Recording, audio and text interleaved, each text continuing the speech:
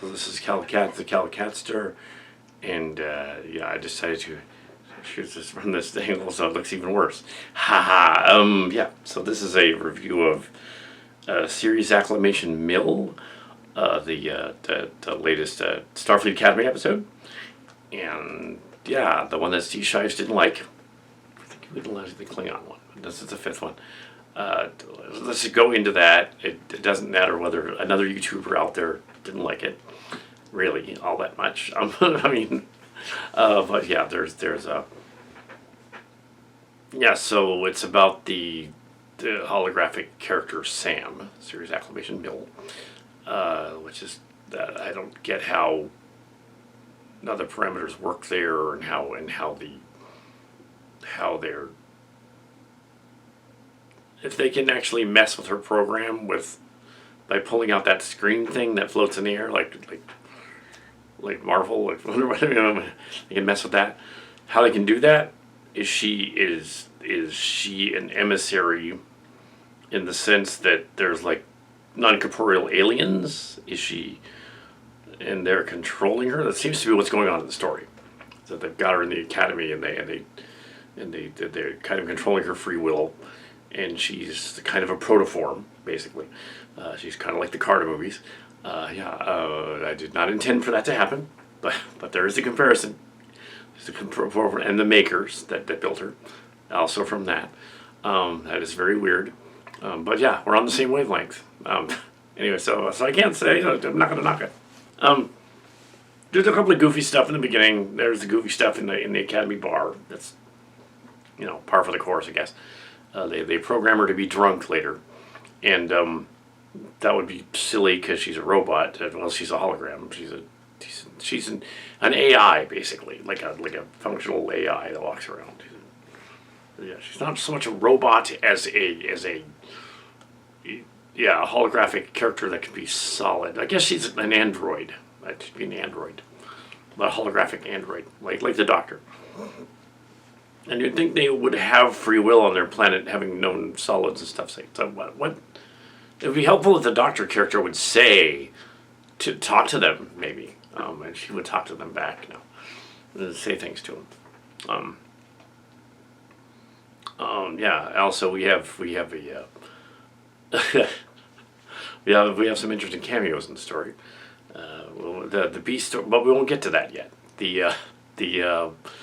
Okay, then the cadets try the gumbo, and then they go on to the bar scene. And the bar, they do almost have a bar fight. And they have a dance.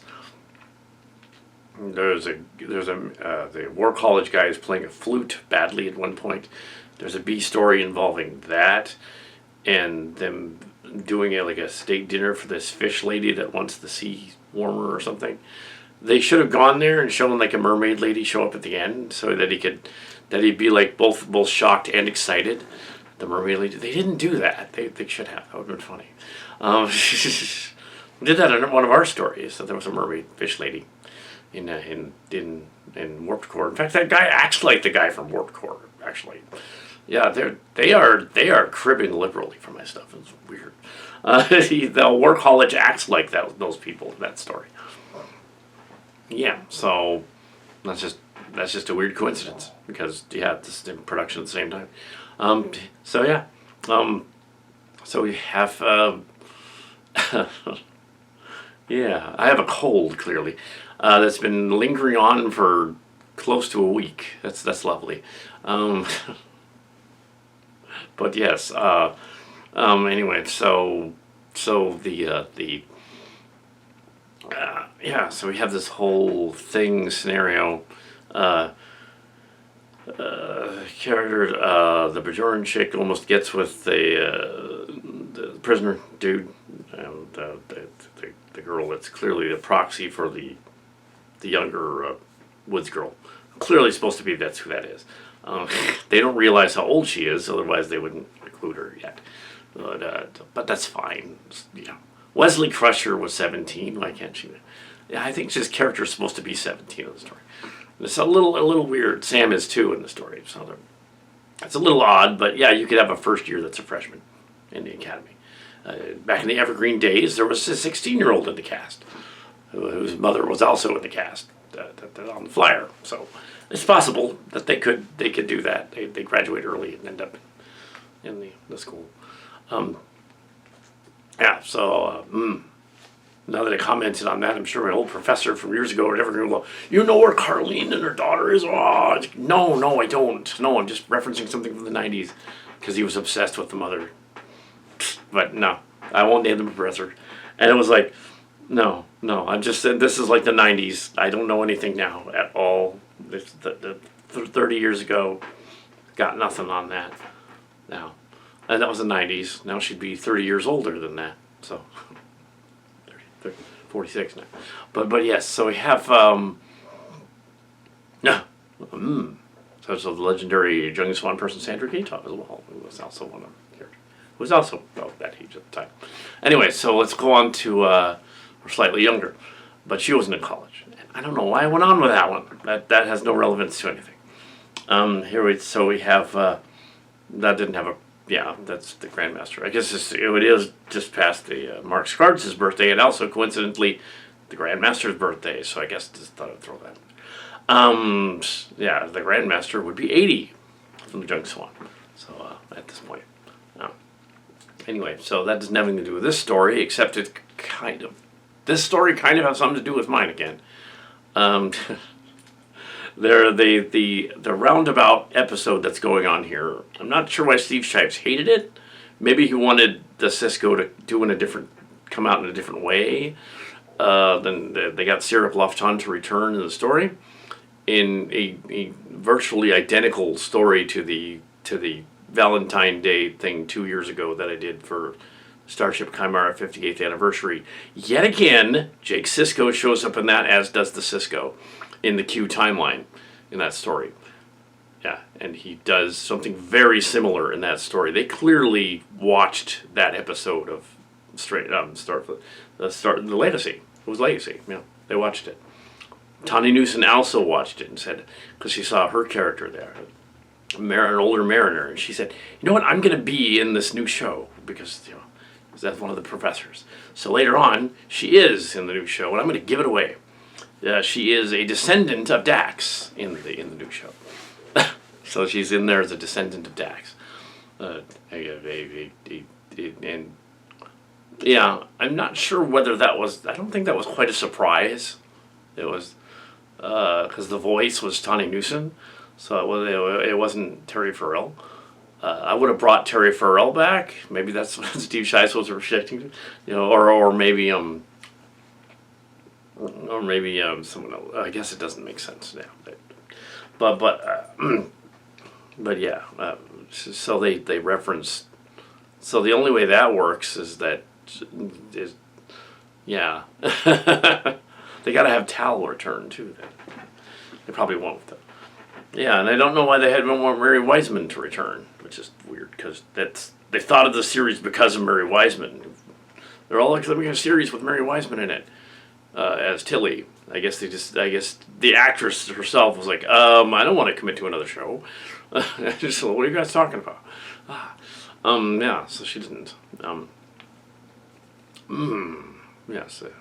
So we have this new plucky character that sort of is a proxy for this hologram girl. And to make all of that roundabout, back to the episode, I don't need to ramble on about the other stuff. So there's some very similar things going on that aren't necessarily so. I'm sure they did not watch Starship Location's Legacy. It's just that they're on the same wavelength as they often have been in the new stuff and the old stuff.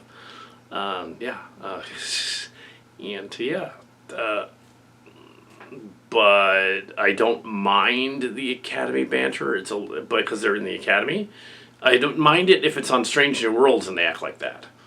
And I mind like that the Chancellor lady and the Professor War College guy are acting goofy. They wouldn't. But all right, that's fine. They're clearly having fun with it, but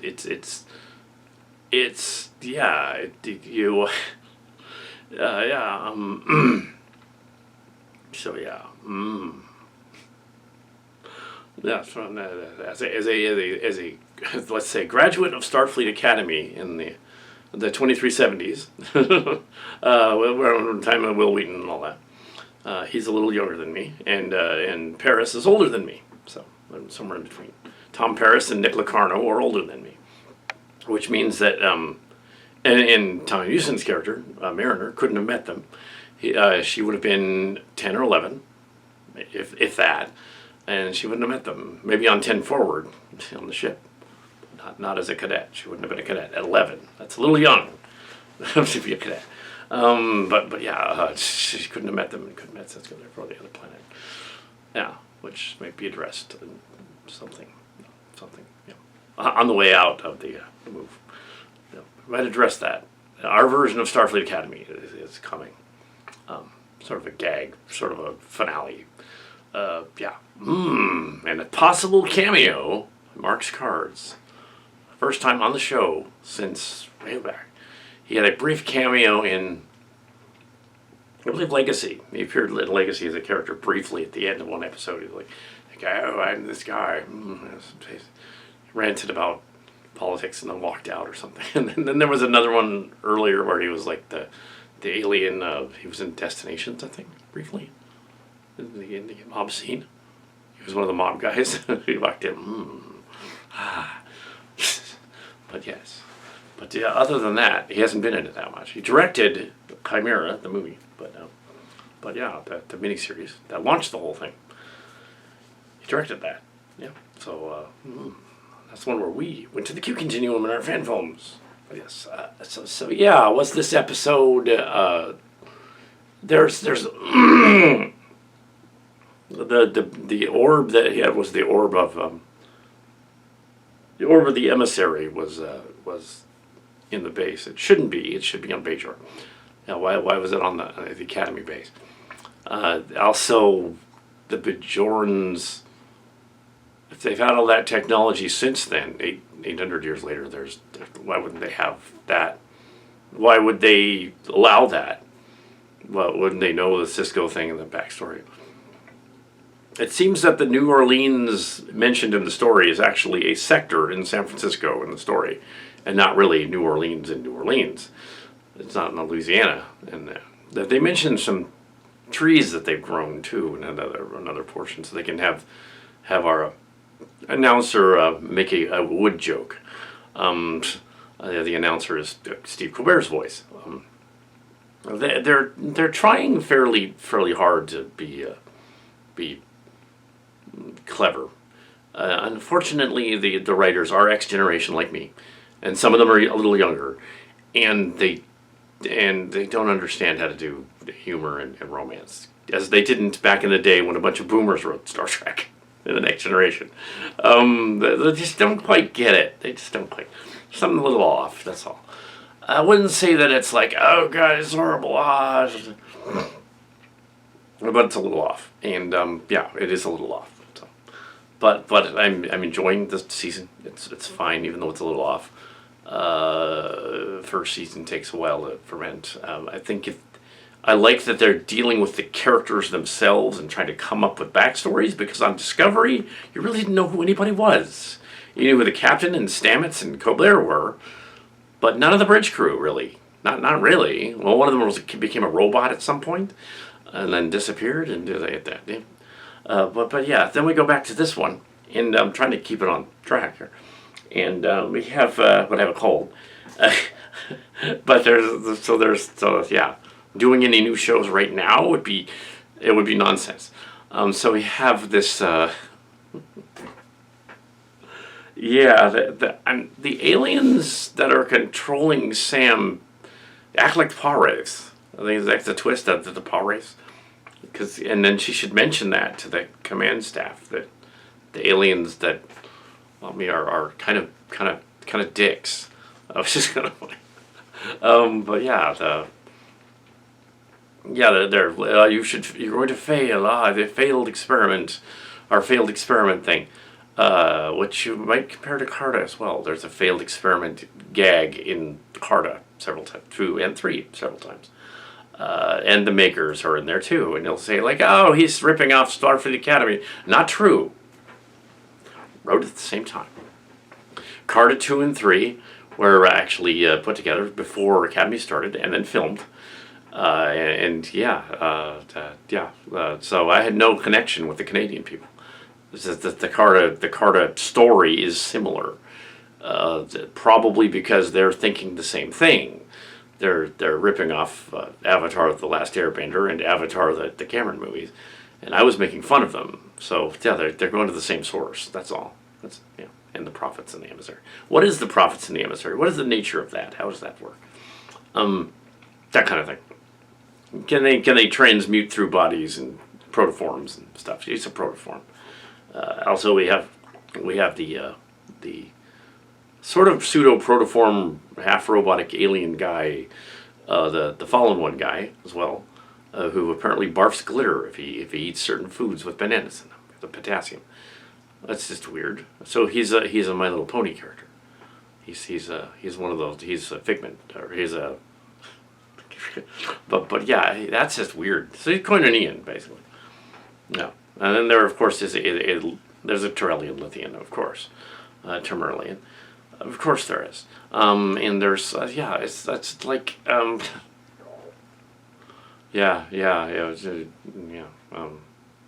it's kind of goofy, getting kind of goofy.